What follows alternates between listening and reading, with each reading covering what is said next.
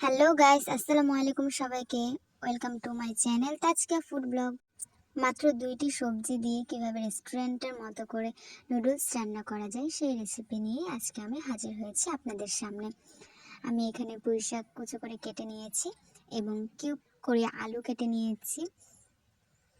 সঙ্গে রয়েছে পেঁয়াজ কুচি।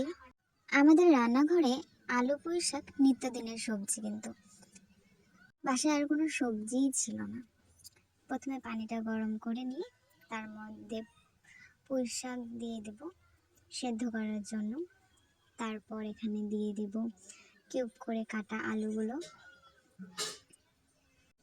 আমরা প্রথমে সবজিগুলোকে সিদ্ধ করে নিব, কারণ নুডলস আর সবজি যদি আমরা একসঙ্গে দিই তাহলে নুডলসটা সিদ্ধ হয়ে যাবে, কিন্তু সবজিটা তাড়াতাড়ি সিদ্ধ হয় না।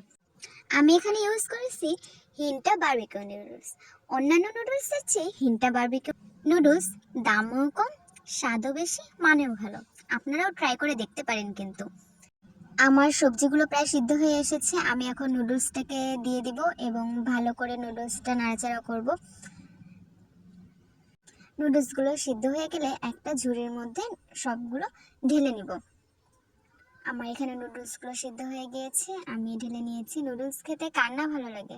আমার কিন্তু অনেক ভালো লাগে, সবজি দিয়ে আরও বেশি ভালো লাগে। যার যা নুডলস খেতে ভালো লাগে তারা কমেন্ট করতে ভুলবেন না কিন্তু।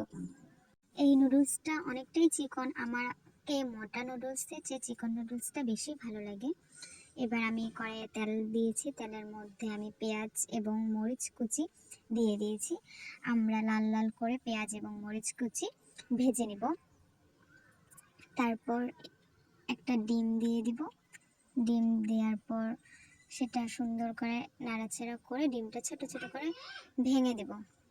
ডিমটা দেওয়ার পর অনেক সুন্দর একটা গন্ধ এসেছে, যে স্মেলটা আমাকে খুবই ভালো লাগে। ছোটবেলায় যখন নুডলস খেতাম বন্ধুরা মিলে, তখন কাড়াকাড়ি করে খেতাম। সেই দিনগুলো এখন খুব মিস করি। আমার ভাজা হয়ে গিয়েছে, এরপর এখানে সিদ্ধ করা নুডলস এবং সবজিগুলো দিয়ে দেব। আমি হালকা আঁচে এগুলো নাড়াচাড়া করব, বেশি আঁচ দিব না। বেশি আঁচে নাড়াচাড়া করলে হয় কি, কড়াইয়ের মধ্যে নুডলসটা লেগে যায়। যেহেতু আমি কড়াইয়ে রান্না করছি, এখানে ফ্রাই প্যান ইউজ করিনি, তাই হালকা আঁচ দেব।